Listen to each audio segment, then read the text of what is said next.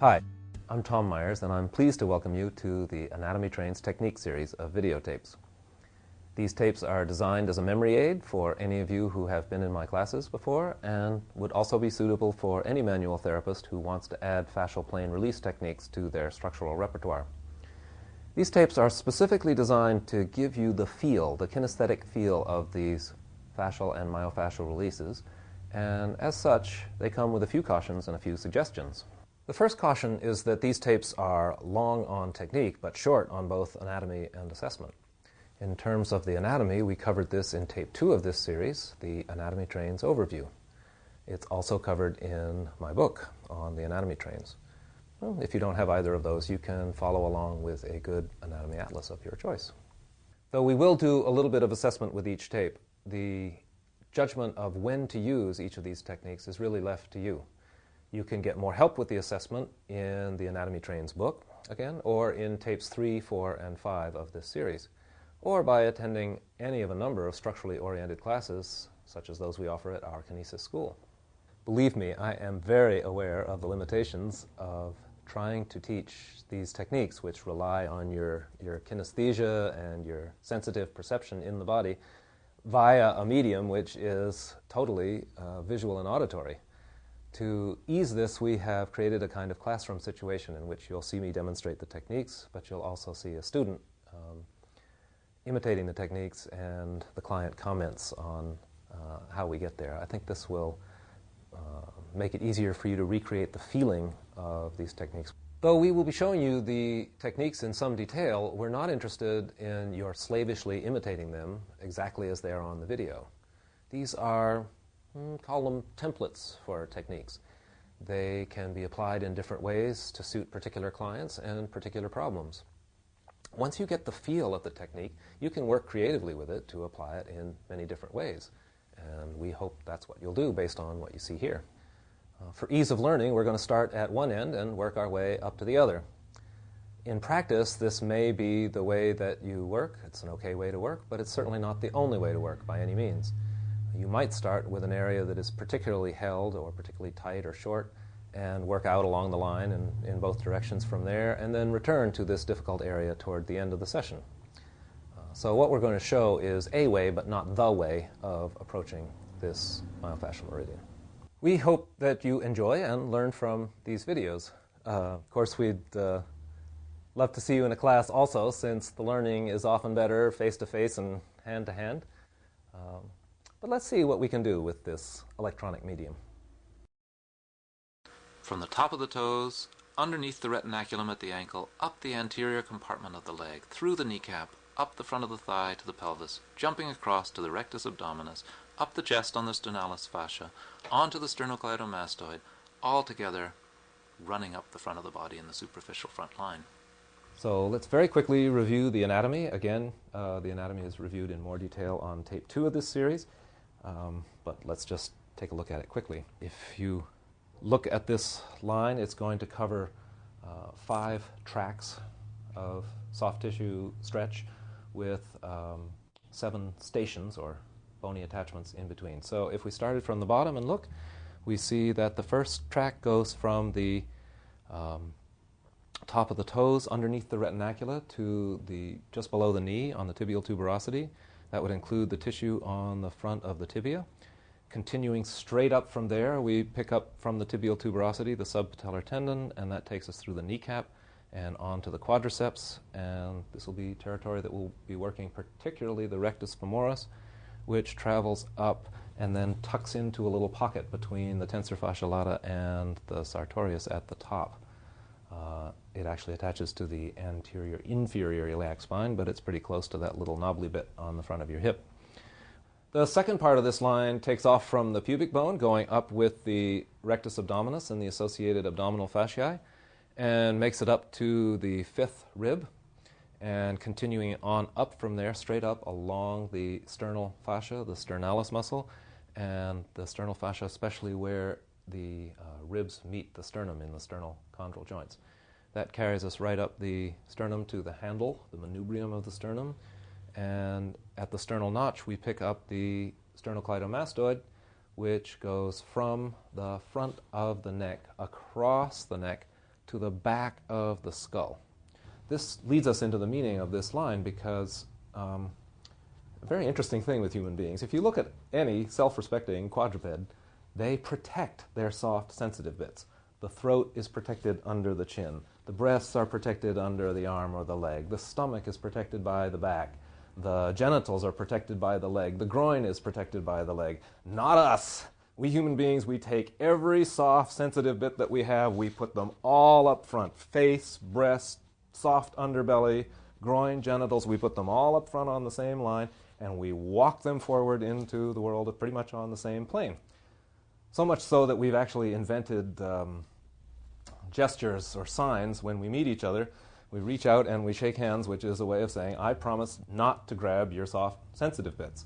So the sensitivity of what goes on in a human being along the front line, either we are absolutely foolhardy or we are we have a great act of psychological faith here in putting the front of our body in the way that we do. But we shouldn't be surprised, because it isn't a joking matter when people get traumatized. In cases of physical trauma, emotional trauma, or just having more emotions than you can handle, the tendency to shrink back and to protect and to shorten this front line is almost universal. And this, of course, you've never seen this kind of pattern coming into your practice. This is the kind of pattern that you will see out of a short front line. The superficial front line pulls the ribs down toward the pubic bone, pulls the chest down towards the ribs, and pulls the head forward as it does.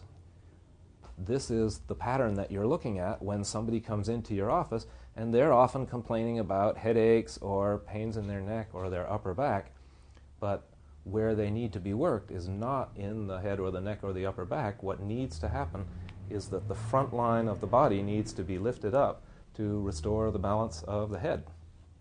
So if you'll look on the slide here, you'll see a very similar picture of a man just before and just after a starter gun was fired behind his head. Just a blank pistol, nothing to hurt him, but the noise surprised him, and what you're seeing in the second picture is the result of this surprise. And this is not just a European response. It would be the same for someone from East Timor or Nicaragua or Malawi.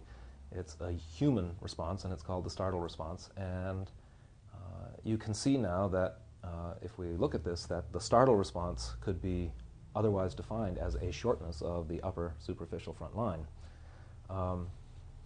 So as we go into working with the superficial front line, I want you to have an understanding of this, because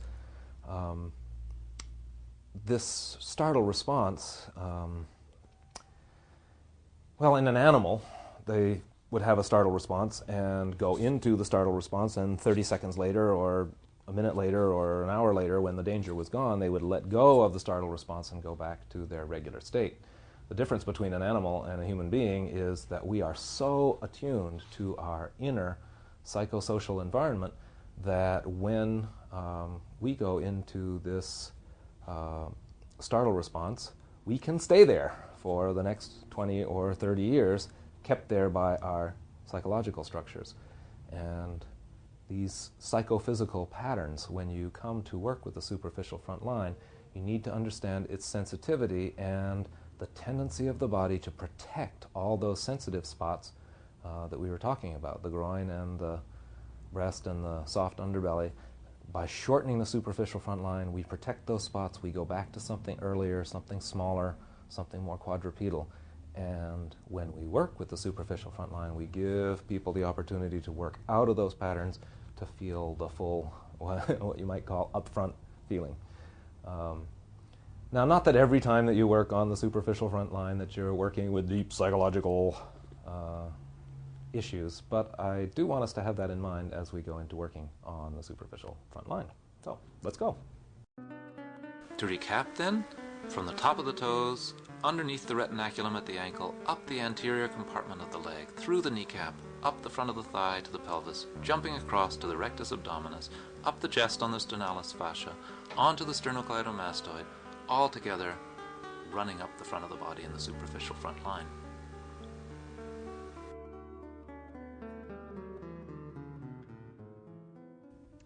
Okay, so let's begin with the reminder that starting at the foot is just a convention we've adopted for the video for teaching, and that you might start somewhere else on the body, but we'll start from the bottom and work up just so that we can keep things in order.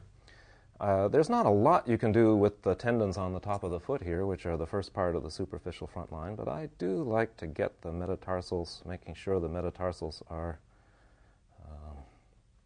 loose with each other. And you can take your fingers on the top of the foot. If we can see this up close, and just bring that tissue up the top of the foot, just to wake it up and open up this superficial fascia on top of the tendons. If the foot is not loose, if there's not this differentiation between the metatarsal bones, you might want to take your fingertips and, being careful of fingernails, go down between the metatarsals. You can find little channels between the toes, and you can work those up. We could ask Susan how this feels. How does this feel, Susan? Is this... It feels great. Oh, that's good. Even though the tradition that I'm associated with, that of Dr. Ida Rolfe, is associated with painful manipulation, I want to make sure from the beginning that I'm not interested in creating pain in the client, which I define as when the client is trying to get away from what you're doing, either mentally or physically. I am interested in creating change in the tissue, and to that end I'd like to go to what a friend of mine called the hedonic point, which means that point right between pleasure and pain. So I can use the client to help me do that. Susan, how does this feel? If I go any deeper, does that start to create more pain? It hasn't felt painful yet. All right. If that's as deep as I want to go anyway, I'm getting the change that I want, so if that's fine with her, it's fine with me. That foot feels like it's loosening up really well. It's been tight ever since it was operated on. Good. So the first place that we're going to work is on the retinaculum here, and to lift the retinaculum off these tendons. Now, when you look in the books, you'll see the retinacula as if they were very precise structures, but in practice, they may run down onto the foot and up onto the leg, and you won't feel precise places where these retinacula start and finish. So please notice that I'm using the whole surface of this first knuckle, first finger bone, and by keeping my hand loose, not as a fist like this, keeping my hand loose, my hand conforms to the foot, and as I go up the foot, I'm dropping my elbow, if we can come out a little bit, dropping my elbow to scoop the tissue up off the tendons. All right? Now there's one more piece here, which is, Susan, you bring your foot up and down. Foot straight up and straight down. That's it. Foot up and foot down. So how does that feel to you as I'm doing that, Susan? It feels like the tissue is stretching a lot. A little bit burning, or just a little stretching? bit of burning, but basically it still feels good. Good. And if I let you bring your foot up and down by itself now, can you feel the difference with how it was before? Does it feel a little freer to you? Yes, it feels like I have a really good range of motion with my foot. Oiled and lubed. A small amount of lotion, if you need it, is great, but not oil. Susan, bring your foot up, dorsiflex, and plantar flex. And I'm just dropping my elbow and scooping it up. And and dropping my elbow. Keep moving, Susan. Dropping my elbow to scoop the tissue off. Okay, Susan, bring your foot up and down. My hand is very soft so that it conforms to the inside of the ankle and brings the tissue up. And by moving, by having the client move, you can feel exactly where you are. The tendons, you want to be on the level above the tendons because that's where the retinaculum is, and as the client moves, you can feel exactly what level those tendons are on. Now let's see what happens when Sunshine tries it on Susan's other leg. So which hand do you use? Your right hand, all right. So let this set of knuckles just come onto the ankle there, good. And now you're going to come down into the tissue to where you feel yourself engaged with that first layer, and then drop your elbow and scoop that tissue up. You want to be as close to these knuckles as you can, just so your arm is headed right down into, that's it. Now, how's that feeling to you? Good. So now, Susan, how's it feeling to you? It feels good. It's very smooth. It's not quite the amount of pressure that you used. All right. So see if you can, just stop and start again. Right in here. And take a few steps back from where you are. That's it. Good. So now you can lean down into it, and don't forget to have her move. So Susan, lift your, I'll let you tell her. Lift your foot. Just back and forth. Just back and forth, lifting and dropping your foot.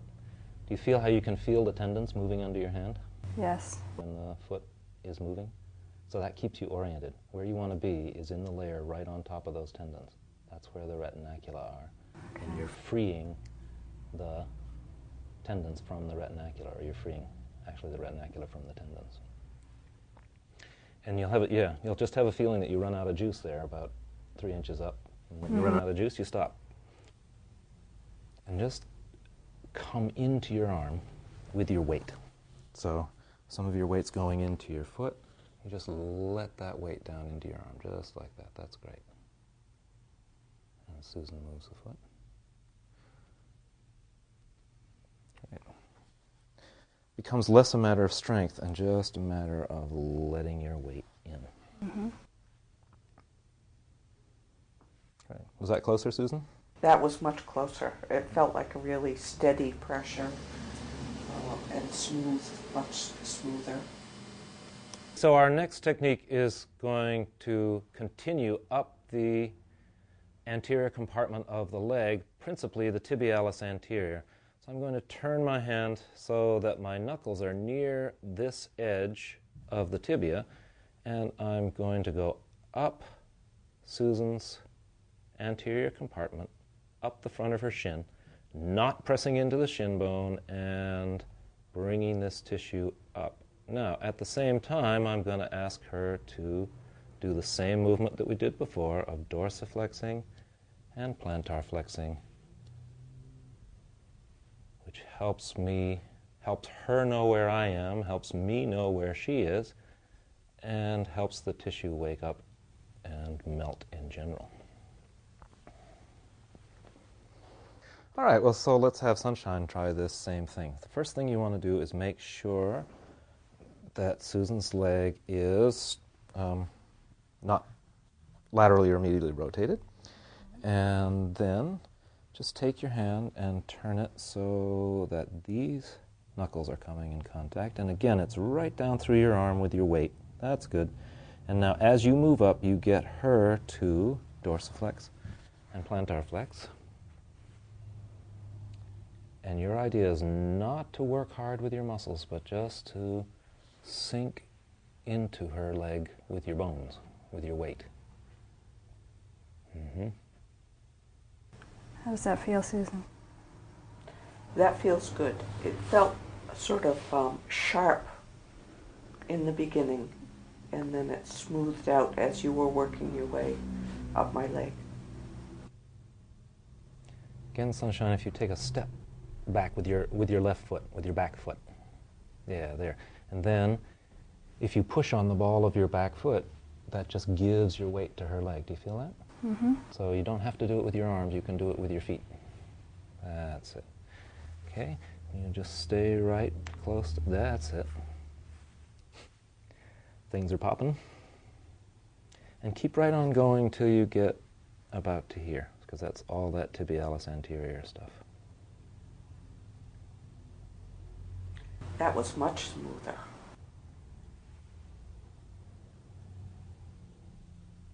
Great, just like that. Coming up that way is one way to do it. There's a lot of people for whom the tibialis anterior is really tight. In fact, we would number Susan among these right in here.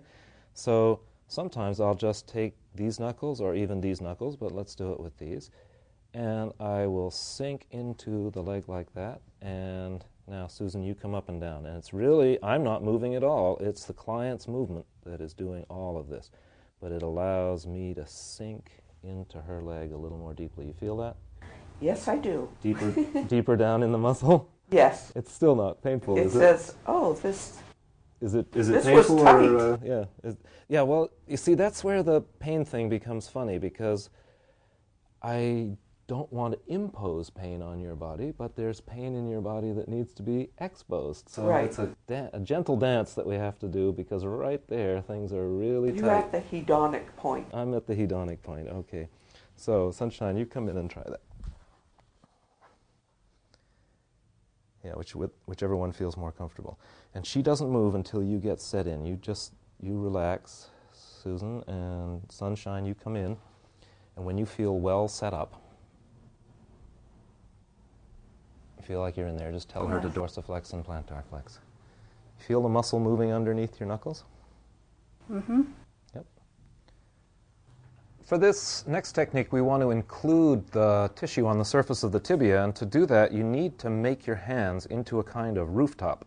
If you take that second knuckle and you put them together like that, so that your underlying hands form a kind of roof, you can put that down on the ankle such that this hand corresponds and kind of melts into the front of the tibia, and this hand melts onto the tibialis anterior. So this is a kind of variation on the other technique, the last technique, but one in which we include the tissue on the front of the tibia. And once again, I'm going to ask Susan to bring her foot up and down, and I'm going to bring my hand up. My knuckles stay together on this. I'm not spreading apart yet. I'm going all the way up the tibia with this. Keep moving, Susan, up. Yep, lovely. And then when I reach the tibial tuberosities, I do spread wide under the knee along the tibial condyles. Great. So, Sunshine, you have a go. Okay, that's great. Just keep those knuckles together. Sink into leg. And do you feel what's between you and the tibia bone here? You're just kind of, there is a layer of fabric, and you're just lifting that layer of fabric off the bone and loosening it from the edge of the bone. You might feel little crunchy things under your hands as you go up that bone. That's calcium lactate, and they will melt and fall away. Great. It looks good. Does it feel good, Susan? Feels very good. Good. And so now as you get up to the top of the tibia, you just let your hands spread under those tibial condyles, and eventually you fall off. Yep, just like that. Great. Yeah, if you want to emphasize that with your fingers, you can. Good. Okay, for our next section of this line is the quadriceps muscle, and it starts from that subpatellar tendon below the knee and works its way up along all of these quadriceps muscles, particularly the rectus femoris muscle that runs across the top of the thigh here. Since I'm going to do this with my elbow, I'll just put a little lotion on to make sure I don't skitter and skate up Susan's leg. I'm not going to start right above the kneecap. I'm going to go an inch or two above the kneecap. And you can see that my hand is relaxed. And I am just going to let my weight sink a little bit. This is a lot easier to get in deeper with my elbow and with my body weight. And I'm just going to sink in a little bit, and I'm going to ask her to bring her knee up and down. And again, I remind you that the movement of the client really helps you know where you are and really helps the client know where you are and where he or she is. So just keep that knee coming up. That's beautiful, and down. And I am, again, lifting this tissue up because of the tendency of the front line to fall down. We're lifting it up. And you can see where I'm headed here is right up to the ASIS, the anterior superior iliac spine. And there I will generally stop. But if you find that the tone of the vastus medialis and the vastus lateralis aren't balanced, in other words, the outer part of the quadriceps is more toned than the inner part, you can, by changing the angle of your elbow, much like bowing on a violin, you just turn the bow on the violin so that it gets a different string, and we can come up like this. Is this okay, Susan? That's fine. That's not too deep for you? No. All right, and I noticed that I had my hand all tensed up here, so that was, I'll just relax it. The more relaxed I am, the more I can feel in my client. If I'm working out of tension, I can't feel anything going on in the client's body. But as it is, this is the speed at which Susan's tissue is melting. So this is the speed that I will keep. One more thing up here before we leave off this technique. If you come right up to the top, there is the ASIS on the front of the hip bone. So the tensor fasciolata is coming right down here, and the sartorius is coming right down here. If I want to get to the top of the rectus femoris, there's a pocket right in between those two, and I'm going to sink down into that pocket a little bit. And now I'm going to invite a different movement from Susan. You all right with this? Yes, that's fine. It's okay? Okay. So just take your heel and stretch it right over the end of the table. Elongate your leg. You feel that? Yeah, got that tensus right in there. Okay. So I'm going to stay here, and you're going to move your leg. You get to control how much sensation there is by how much you extend your leg. Okay. Because I'm not going to move from right here. Got it? There you go. Is that okay? Yeah. Yeah? Yeah, and just get that attachment to move on out. That's lovely. So I'm doing nothing, or almost nothing. I am just resting in this little pocket between tensor fasciolata and sartorius, right there at the top of her thigh, where the rectus is. And this often gets so tight, and it really is, you'll find it. There's a little pocket right in there. And all she has to do is elongate her leg out the back. So I just tell her to send her heel out over the end of the table, and that gets this tissue to open right in here. Great. So let's have Sunshine do the same thing. Although you can't, a little lotion helps. Although you can't see Sunshine's leg, I'm going to have her put her back leg well back so that she, even though she's sitting on the table, she still has support from behind her body. And, yep, do you feel notice that you can change how that feels for her with how you rotate the arm. You can make it softer or a little more sharpish by how you rotate the lower arm. Mm-hmm. And what's the motion that she's going to use? Have her lift her knee and drop her knee. Mm-hmm. There you go. Just an inch. Not a big lift. Just even thinking about lifting your knee is enough to mobilize those muscles. That's great. So how's that, Susan? Is that? I think that's a little bit more pressure than you were using, Tom. Okay. Is that too much pressure? Lighten up, you big bully.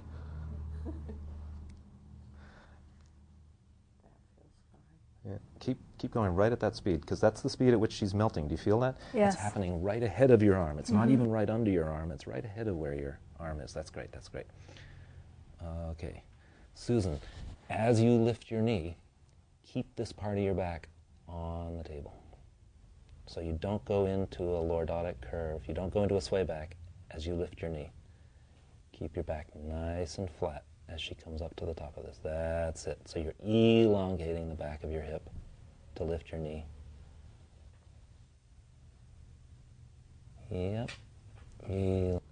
I would love for you, while you're doing this, to have your other hand somewhere on her body, rather than out in the middle of the air.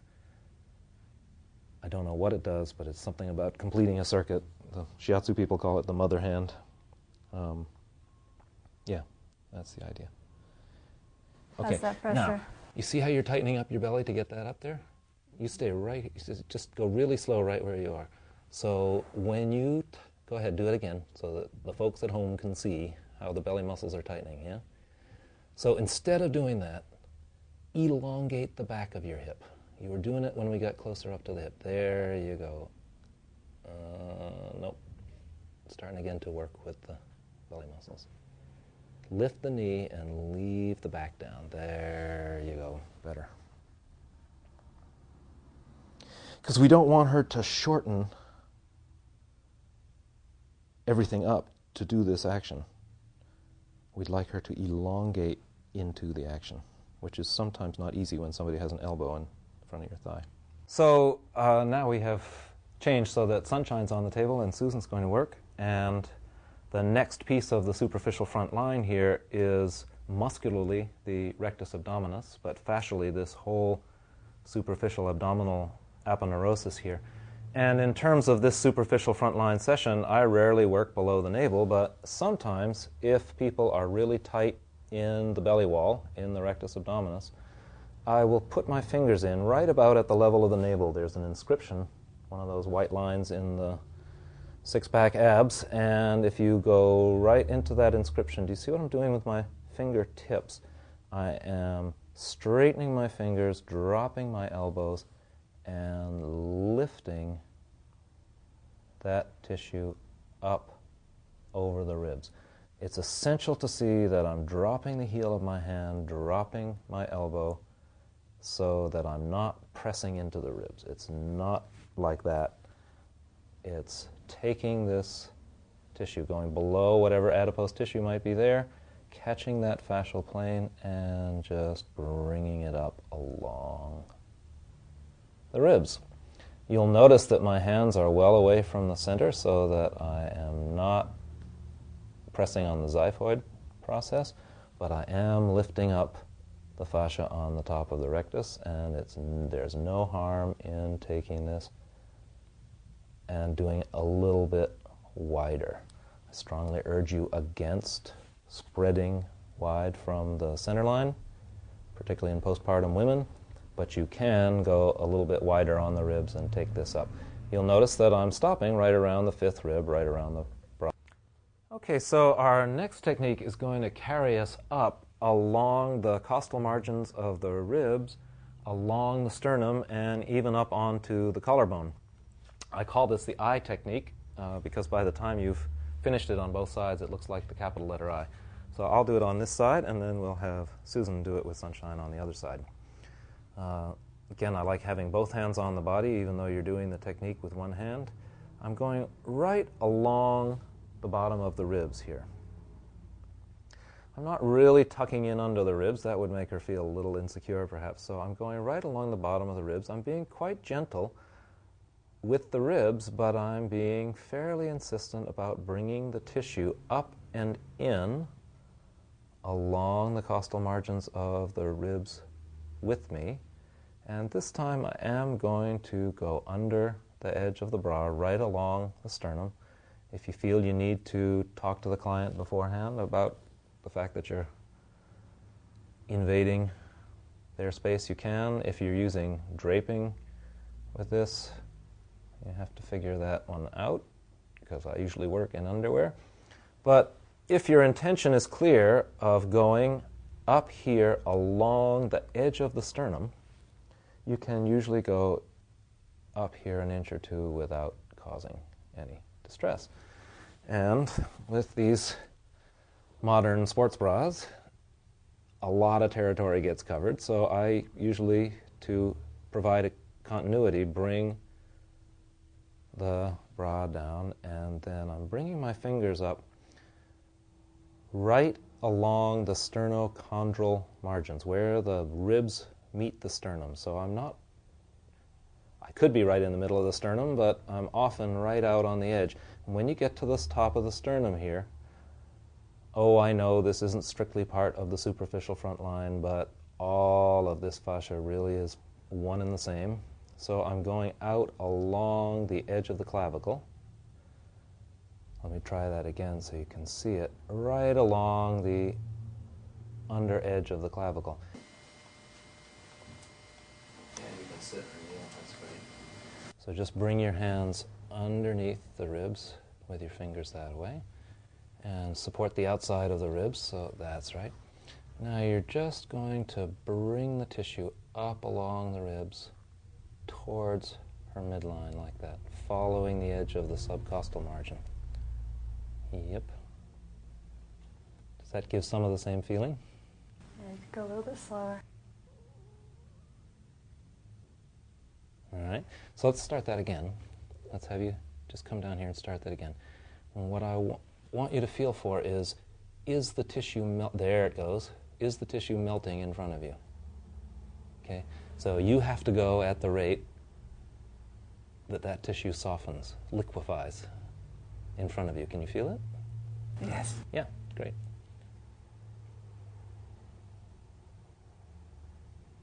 And now your hand just rolls over towards the palms of the fingers, the pad side of the fingers. Yeah, you can keep that in there too. And now you're just going to bring that tissue up. You feel the sternum, breastbone in there? You're just going to go right up along the breastbone. Just bringing the bra down a couple of inches. You can catch up to where you was. Yeah, a little more central, right? Yeah, right along the edge of, that's it, right along the edge of the sternum. And just, nope, stay nice and slow so she'll melt. That's it. Come up along.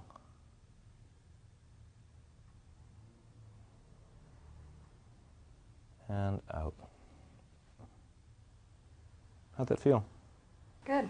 How'd that feel to you? It felt really awkward at first, but once my hand got the idea of the contour that it was following. Mm-hmm. So see what you've done here is... Nervousness. Forgot your nervousness, yeah, that's great.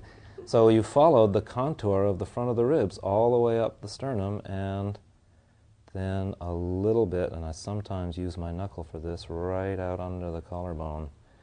If somebody's really held in across the front, no, that's not you. If somebody's really held in across the front, you can go in here and even with a knuckle, because that really takes the fingernails out of it, but it also makes it a little more strong. Yeah, that's great. Yeah. Yeah, it seems to me like some people are really tight under the collarbone and some people are really not tight. Yep. Like Sunshine.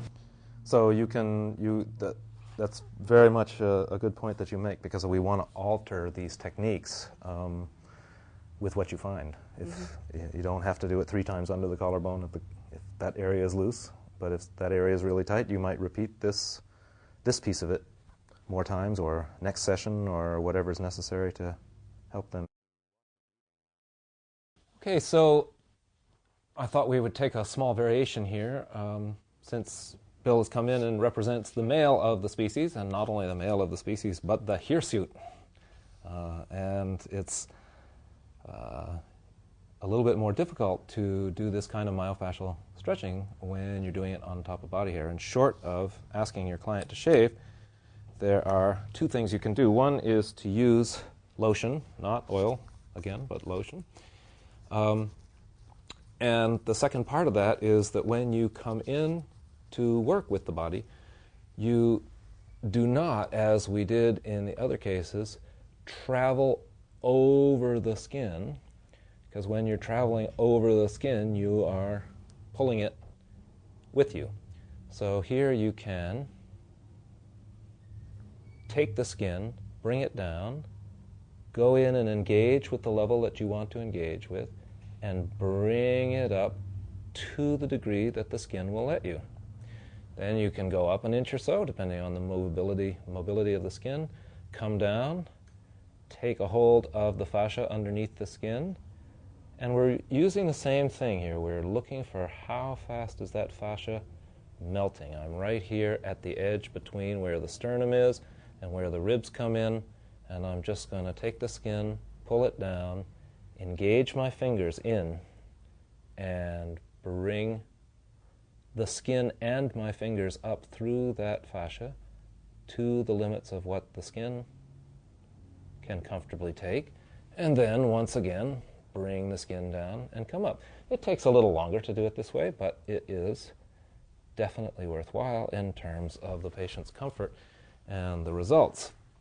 If you simply try doing what we were doing before, you're really going to give the person... What does that feel like to you? Oh, you could just pull it out. Okay. No, we won't do that anymore. So if I were doing this same, what I call the eye move, this move along the subcostal angle of the ribs and up along the, I can't think when I'm working, up along the sternum, then I might do that part moving along the skin, but then this part I could do in the manner that we just did. And the same thing when I got up here, I would move within what the skin would allow me, take some more skin, move within what the skin would allow me, take some more skin, move within what the skin would allow me. Okay? This brings up another variation while we're here, because as I come up on these ribs with Bill, what I feel is that right across this line and a little bit above it, there's a place where the ribs, where they come into the sternum, feel quite stuck or ungiving just at this moment. So I'm going to put one set of fingers on the front of his ribs, and just roll over this way just for a sec, and another set of fingers right in the back behind. I know this is not strictly part of the superficial front line, but look at the relationship here through the ribs. If you can let your right arm relax, Bill, and just let it fall on mine, it's great. Okay, now if you breathe right in here, that's it. I don't think I said this when we were doing the other version of this with the ladies, but the action of breathing is the movement. You remember in the legs we were using the foot up and down and the knee up and down. Well, when we're up here in the torso, we don't need to ask for movement so specifically, because the movement of breathing provides that movement. And by just sitting here with these joints, or more properly, with the tissue that overlays the joints, and connected to where the ribs connect in back with the fingers of my right hand, we can just let this melt.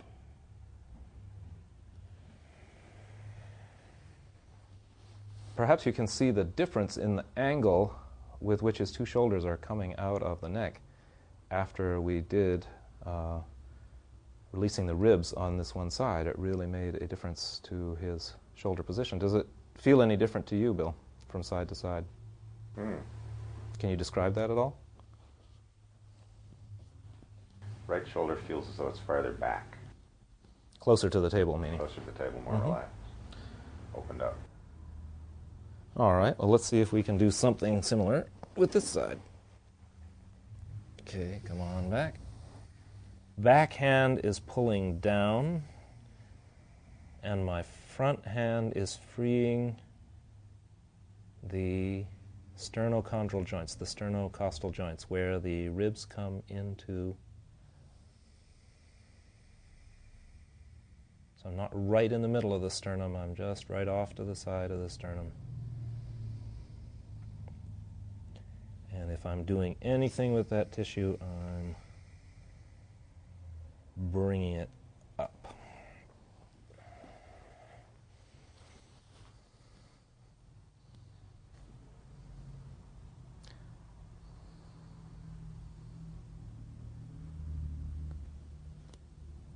And what's that? Well, it just feels as though the left one's come back as well. Surprise! So the last technique brought us up to the top of the sternum. That's our next to last station. And our last track will be the sternocleidomastoid muscle, which will carry us right up to the mastoid process. The setup for the sternocleidomastoid technique is complex and important that you get it right. I'm going to put my hand on Sunshine's neck such that this line of my knuckles rests right along the leading edge of the sternocleidomastoid. I do not want to be on the front of the throat. That clearly would not be a nice thing to do. So I'm here. Almost all the time in all of these direct techniques that we're employing, my direction is the direction of my arm or the direction of my pelvis. This is an exception to that rule. I'm going to follow my fingertips. So having just simply engaged this fairly superficial muscle, there's the platysma on the top, but sternocleidomastoid is right there for you. I'm just going to drop my fingers, my knuckles back. I'm using this same whole surface that we used on the leg. I'm going to drop that whole surface toward the back of Sunshine's neck.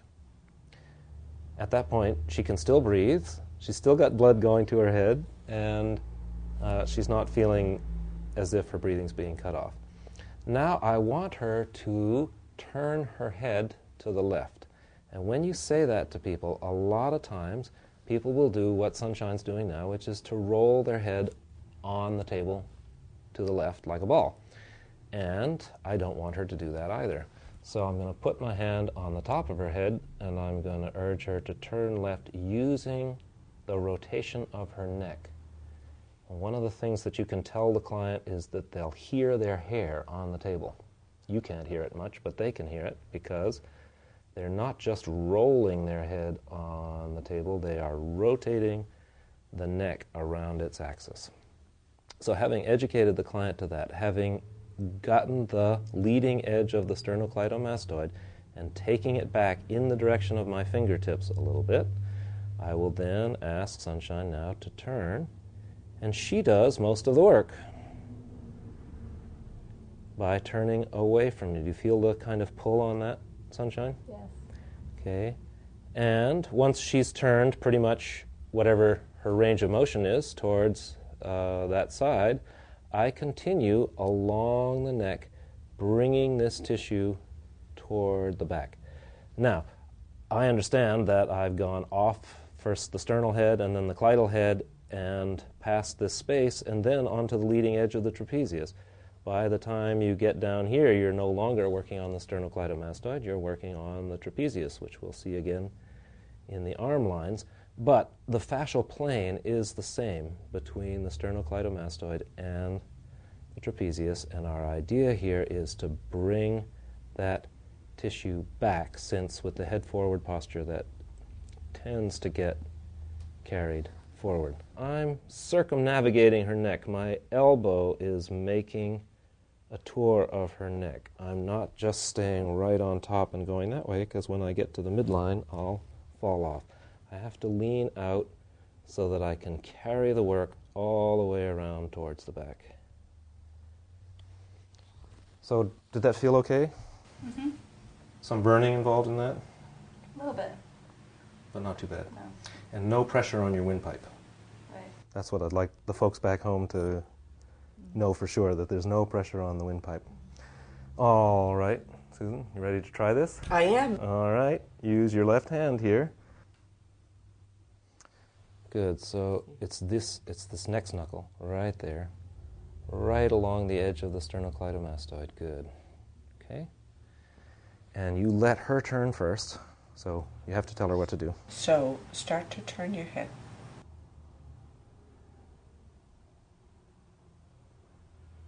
You feel that tissue pulling out from under your hand? You feel her stretching it out from under your hand?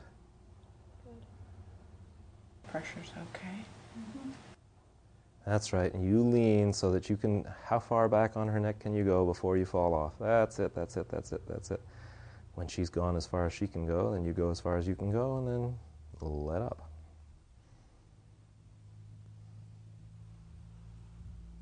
Good. So how's that? Do it again?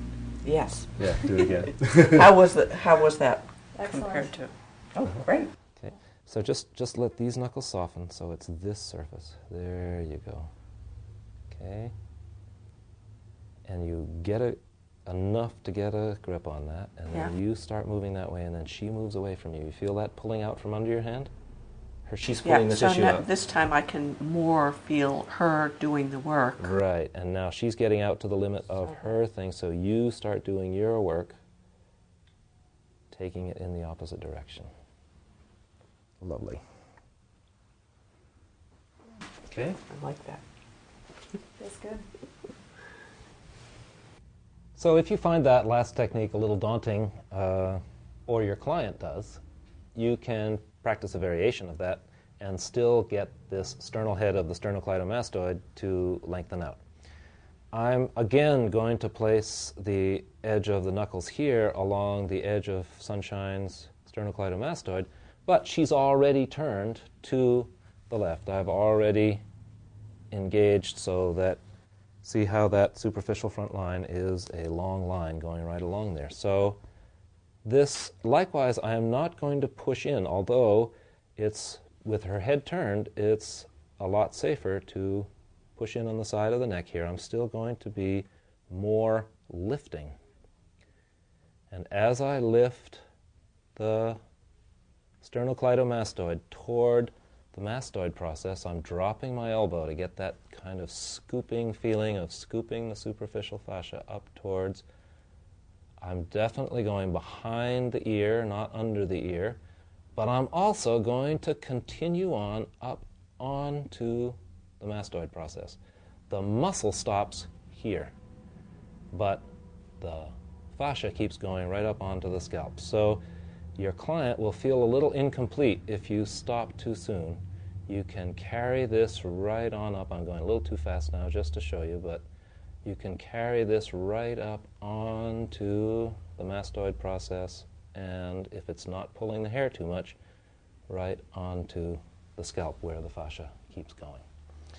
Okay, Sunshine, if you want to just keep your chin in and tuck around to the other side, we'll let Susan try. You can generally see how prominent that sternocleidomastoid is, so you just put your knuckles right along that edge, and you're going to scoop that up by dropping your elbow. Just scoop that up. Whoa, whoa, whoa. I don't want you to go towards the ear. I want you to go behind the ear.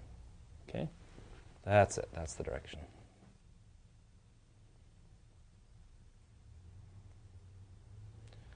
I feel like I lost. You lost it there, right at the end. Yeah, okay, so try it again. A little slower. That's good. Does that feel good, Sunshine? That's great. Yeah, that looks like just right. And just don't lose it. Stay right on that bone. Use your little finger knuckle right up over the bone and onto the scalp itself. Yeah. Ça y est. Great. Excellent. Whenever you come to the close of any of these anatomy trains line sessions, or indeed any structural soft tissue bodywork session, you're going to want to spend some time with the neck and the lower back at the end. This will ensure that the work that you have been doing will be integrated, and that the changes that you've made in the structural body will be integrated into the two freestanding areas of the back, which of course are the cervicals and the lumbar. So as we've come to the finish of this session, I'm just coming and saying hello to Sunshine's neck and seeing what still remains that might be tight and letting the strain out of that. So we might include something down the side of the neck like this. Just taking her head slightly to the side and holding it and using my fingertips to ease out that leading edge of the trapezius.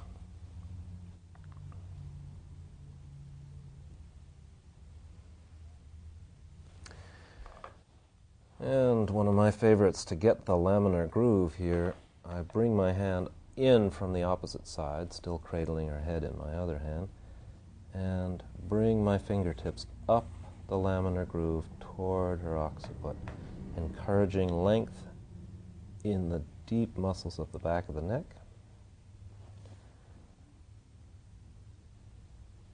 And easing out any tendency for the head to go into hyperextension and being pushed forward on the neck. Although we're just showing you these on one side for the videotape, obviously I would reach through and do them on the other side as well.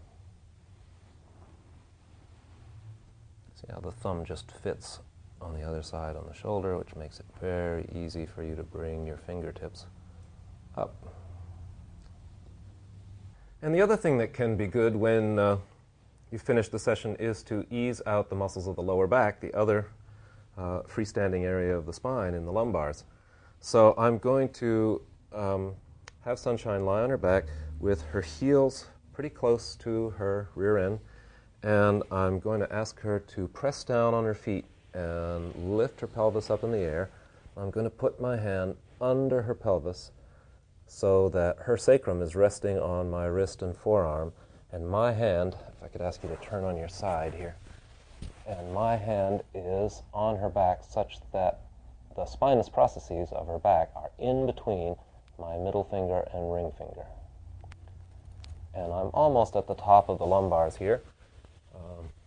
Different people, you'll be in different places. I'm going to reposition so we're in the right place.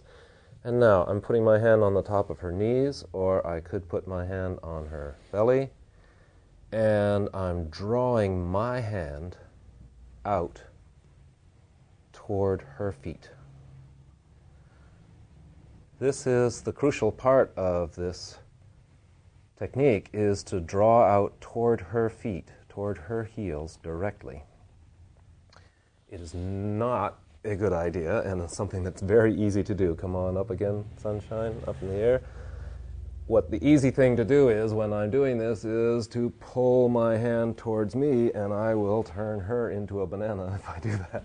So it's a little bit tricky with the body mechanics to pull directly down the spine, directly along the sacrum, and out toward the tailbone, and when you run out of juice. I'm just going to turn you on your side again and show the track of this is coming from here. My fingers grip up into the tissue like that, and bring the tissue with me as I come down. You can come right onto the sacrum, and at some point, when it feels right, you let go. So, Sunshine, just for one more time for the folks back home. Good. The nice thing here is you can really get this, when depending on the pelvic tilt, you can really get somebody to understand where their lower back is in relation to the belly, in relation to the pelvis. So, Sunshine, how's your lower back feel now? Great. I've never had it stretched like that. It feels wonderful. Great. And you may notice now when you put your feet down that your lower back stays right where it was, yeah. So now you have a collection of techniques which, taken together, form a generalized approach to the superficial front line. I hope that you will take the material on this video and use it creatively to suit your own style and the needs of your clients. And I hope also that you'll consider looking at the other videos in this series that take on other parts of the body, other lines. But thank you for listening.